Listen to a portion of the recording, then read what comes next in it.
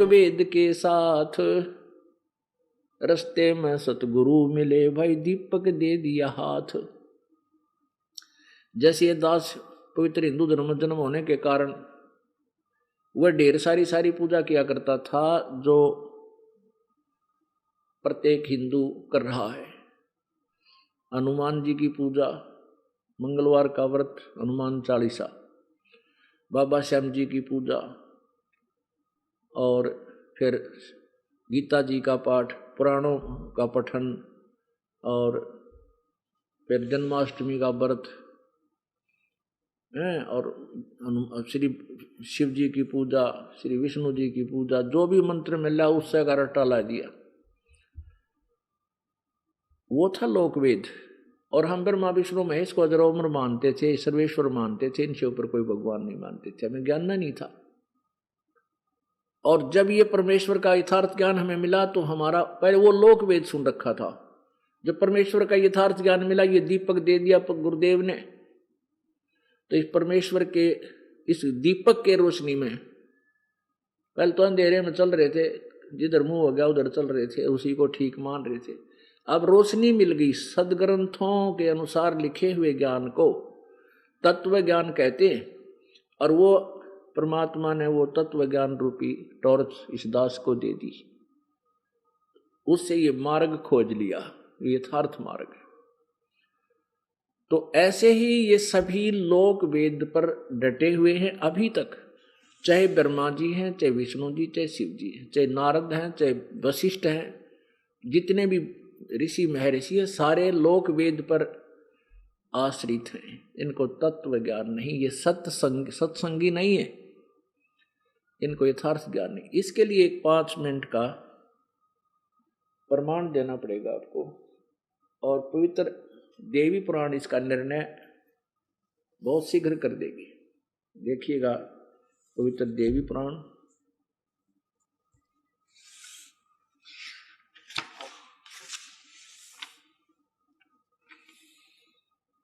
संक्षिप्त श्रीमद् देवी भागवत, संपादक हनुमान प्रसाद पोदार, चिमन लाल गोस्वामी। कहाँ से प्रकाशित है और मुद्रित है? प्रकाशक एवं मुद्रक गीता प्रेस गोरखपुर, गोविंद भवन कार्यालय, कोलकाता का संस्थान। इसके 28 और 29 पृष्ठ पे बहुत ही निर्णायक ज्ञान है। ये है पहला स्कंद,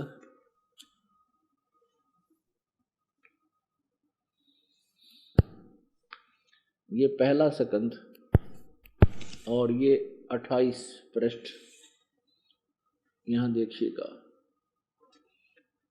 नारद जी ने कहा, अब नारद जी का ज्ञान और व्यास जी के ज्ञान और ब्रह्मा जी के ज्ञान और विष्णु जी के ज्ञान का इस समय पर्दाफाश हो लेगा।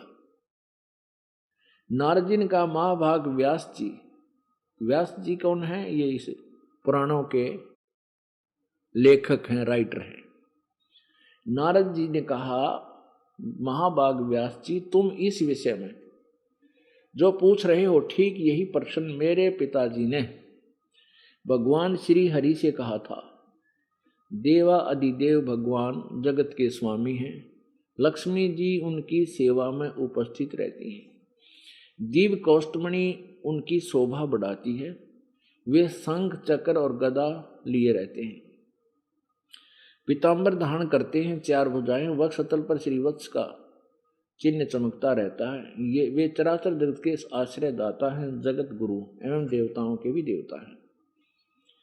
ऐसे जगत प्रभु भगवान श्री हरि महान तप कर रहे थे, उनकी समाधि लगी थी। यह देखकर मेरे पिता ब्रह्मा जी को बड़ा आश्चर्य हुआ, अतः उन्होंने उनसे जानने की इच्छा प्रकट की। ब्रह्मा जी ने पूछा, प्रभु आप देवताओं के अध्यक्ष, जगत के स्वामी, भूत भविष्य एवं वर्तमान सभी जीवों के एकमात्र शासक हैं। अब देखो, ब्रह्मा कह रहा है कि तुम सर्वेश्वर हो भगवान, फिर आप क्यों तपस्या कर रहे हो और किस देवता की आराधना में ध्यान मगन है? मुझे असीम आश्चर्य ये हो रहा कि आप देवेश्वर एवं सारे संसार के शासक होते हुए समाधि लगाए बैठे हैं। ब्रह्मा जी के विनीत वचन सुनकर भगवान श्री हरि उनसे कहने लगे, ब्राह्मण सावधान होकर सुनो, मैं अपने मन का विचार व्यक्त करता हूं। देवता, दानव और मानव सब यही मानते हैं कि तुम सृष्टि करते हो, मैं पालन करता हूं, और शंकर संहार क्या करते हैं। किंतु फिर भी वेद के पारगामी पुरुष अपनी युक्ति से यह सिद्ध करते हैं कि रचने, पालने और संहार करने की यह योग्यता जो हमें मिली है उसकी अधिष्ठात्री देव शक्ति देवी यानी दुर्गा है।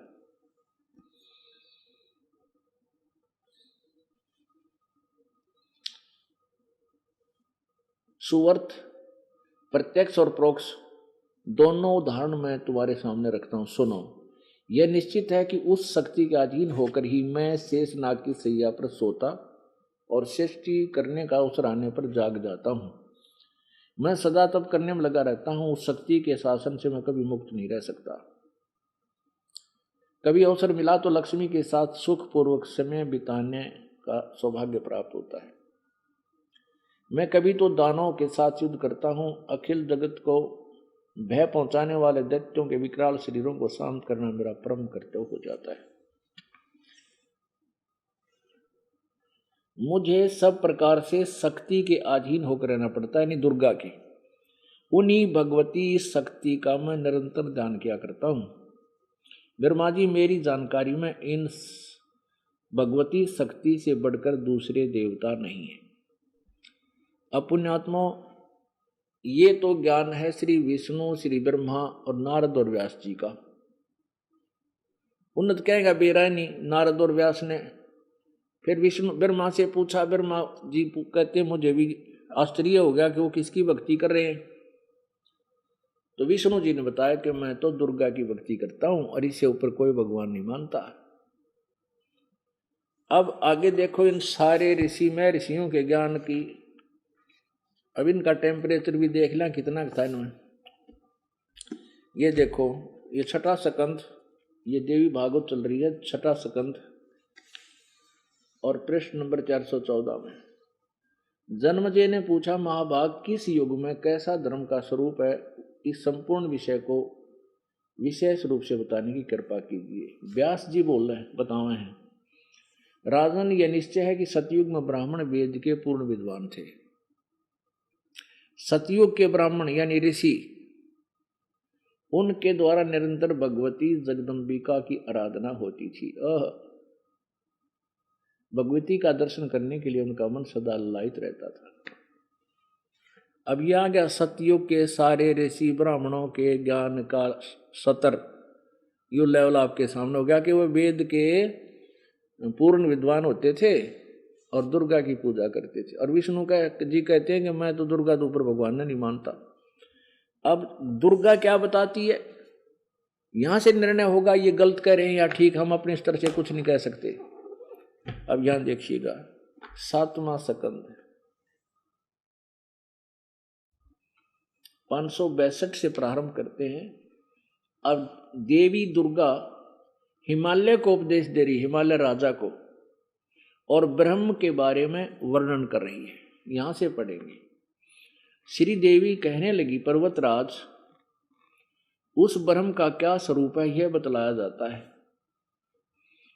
जो प्रकाश रूप सबके अत्यंत समीप में स्थित हृदय रूप गुहा में स्थित होने के कारण गुहाचर नाम से प्रसिद्ध और महान पद और परम प्राप्य है। वह समस्त प्रजा के ज्ञान से परे है, अर्थात किसी की बुद्धि में आने वाला नहीं है। यह तुम जानो। जो परम प्रकाश रूप है, जो सूक्ष्म से अत्यंत सूक्ष्म है, जिसमें संपूर्ण लोक और उन लोकों में निवास करने वाले प्राणी स्थित हैं, वह यह अक्षर ब्रह्म है। वही सबके प्राण है, वही सबकी वाणी है और वही सबके मन है। यह परम सत्य है। यह वह परम सत्य और अमृत अविनाशी तत्व है। सौम्य, उस वेदने योग लक्ष्य का तुम वेदन करो, मन लगाकर उसमें तन्मय हो जाओ। सौम्य उपनिषद में कथित महान अस्त्र रूप धनुष लेकर उस पर उपासना द्वारा तीक्ष्ण किया हुआ बाण संधान करो और फिर भावनागुत चित्त के द्वारा उस बाण को खींचकर अक्षर रूप ब्रह्म को ही लक्ष्य बनाकर वेधन करो। परवण धनुष है, परवण माने ओम मंत्र, जीवात्मा बाण है और ब्रह्म को उसका लक्ष्य कहा गया। ब्रह्म यानी ब्रह्म लक्ष्य है, ब्रह्म की पूजा करो और ओम नाम का जाप करो। उस एकमात्र परमात्मा को ही जानो, दूसरी सब बातें छोड़ दो। यही अमृत रूप परमात्मा के पास पहुंचने का पुल है। संसार समुद्र से पार होकर अमृत स्वरूप परमात्मा को प्राप्त कराने का यही सुलभ साधन है। अंतर्यामी रूप से वर्तमान है।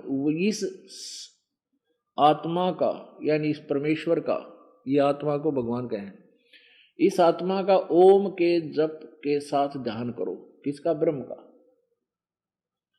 और इससे अज्ञान में अंधकार से सर्वथा परे और संसार समुद्र से पार जो ब्रह्म है उसको पा जाओगे। ओम नाम का जाप करो और इससे तुम जो ब्रह्म है संसार से पार उसको पा जाओगे।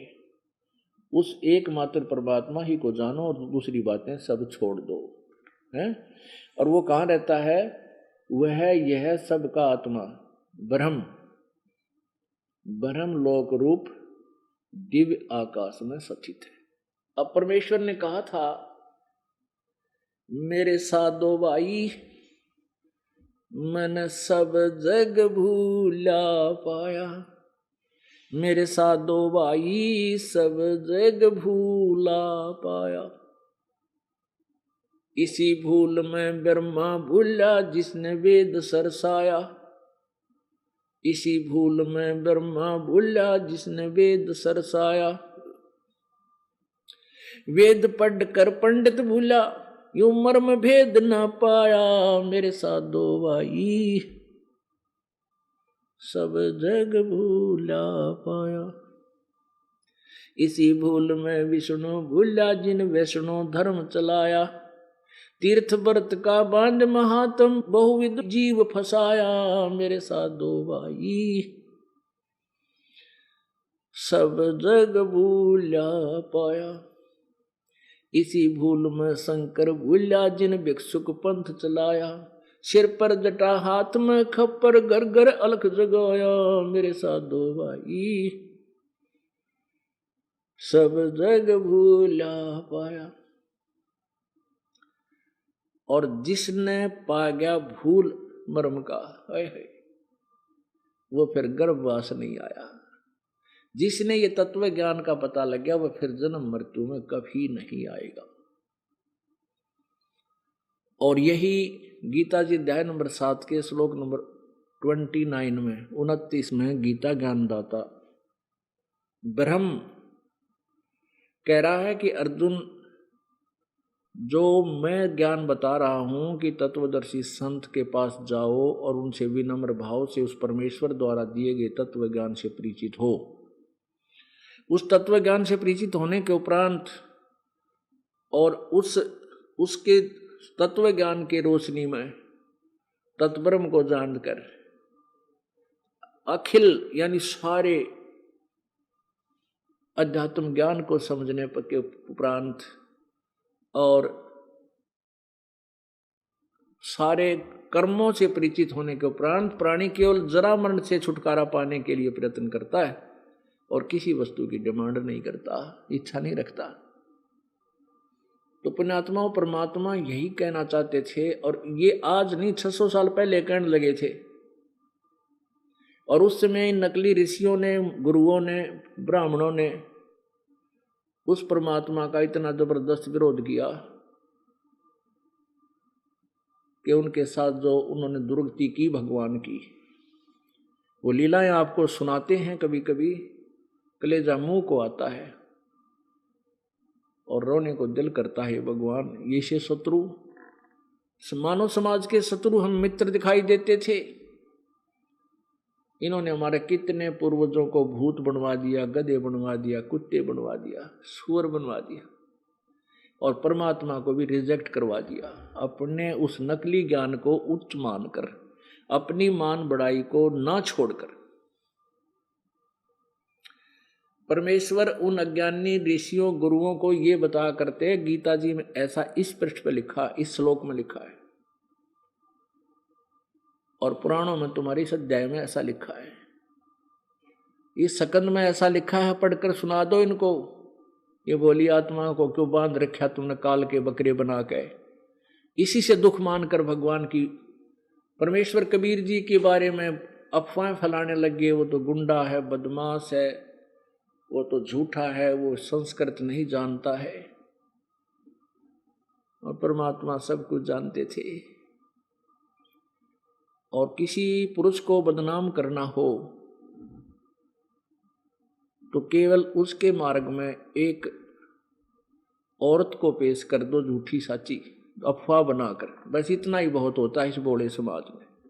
ऐसा भी भगवान के साथ उन लोगों ने किया, लेकिन वो परमात्मा थे, उन्हें जो काम अपना करना था उतना वो कर कर चले गए। परमेश्वर को पता था कि आज मैं जो अमृत वचन बोल रहा हूं, ये मेरी पिछली पीढ़ी को मुझे पहचानने में एफिडेविट होंगे, सहयोगी होंगे।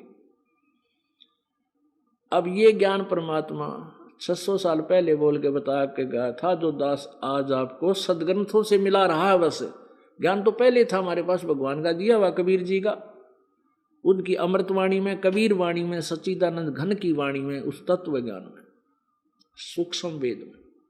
लेकिन उस सूक्ष्म वेद को इसलिए रिजेक्ट करवा दिया इन संस्कृत के ज्ञाताओं ने कि कबीर अशिक्षित था, अनपढ़ था, व्याकरण नहीं जाना था, उच्चारण ठीक होना, प्रोनाउंसिएशन उसका ठीक नहीं था, वो क्या जानता होगा वेद और संस्कृत का।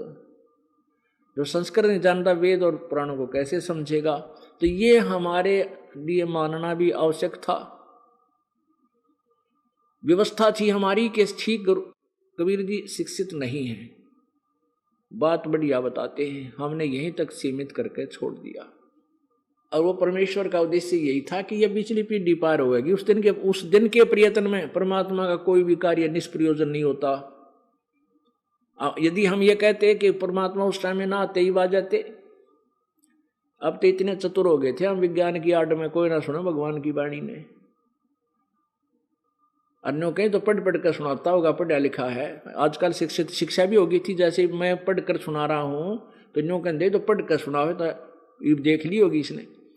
अब इससे सिद्ध ये करना चाहते हैं कि वैसे तो अब पढ़ के सुना देना भी बहुत बड़ी बात है, क्योंकि उन पढ़ शिक्षितों को पहले भी ना पता था इसको। और ये जो वेदों और गीता वाली संस्कृत में लिखा था और सिंपल लैंग्वेज में भगवान लिख कर जा रहे छोड़ गए थे। ये बहुत बड़ा उदाहरण है बुद्धिमान के लिए, थोड़ा संकेत होता है। जिसको अशिक्षित, गंवार और जुलाहा धानक और कवि कहकर हमें उनकी फाइल को बंद कर दिया था, आज उस फाइल को दोबारा खोला गया। वो परम पिता परमेश्वर हैं, उनके द्वारा दिया गया ज्ञान का कोई सानी नहीं है। चारों वेद, 18 पुराण, 11 उपनिषद से भी आगे का ज्ञान उस परमेश्वर ने हमें बताया है। जो इन वेदों और गीता जी और पुराणों में नहीं है, वो ज्ञान परमेश्वर के 5वें वेद कबीर वाणी में है। और इन वेदों वाला ज्ञान तो है ही है। तो इससे हमें यह दृढ़ विश्वास हो गया कि कबीर इज गॉड और कंप्लीट गॉड, पूर्ण परमात्मा। पुण्यात्माओं, अभी तक हमें इतना भ्रमित कर रखा था भगवान निराकार है, निराकार है, और भगवान ने सारी सृष्टि रची है। अरे निराकार कारीगर एक खुरचना बना के दिखा दो, एक पेचकस बना के दिखा दो, निराकार कारीगर कमाल की बात करते। निराकार में कितनी बुद्धि आवेगी और क्या सोचेगा वो, जब वो है कुछ निराकार, माने उसका अस्तित्व तो है ही नहीं। और जबकि हमारे सदग्रंथ कहते हैं वो साकार है, नर आकार है, और एक देशीय है और रित धाम सतलोक में रहता है। वहां से गति करके आता है, अपनी प्यारी आत्माओं को मिलता है, अपने तत्व ज्ञान से परिचित कराता है। और वो एक जैसे राजा की तरह दर्शनीय होता है और एक बहुत बड़े समूह का संचालन करता है, उसके मुखिया रूप में यानी जगत गुरु सतगुरु रूप में होता है।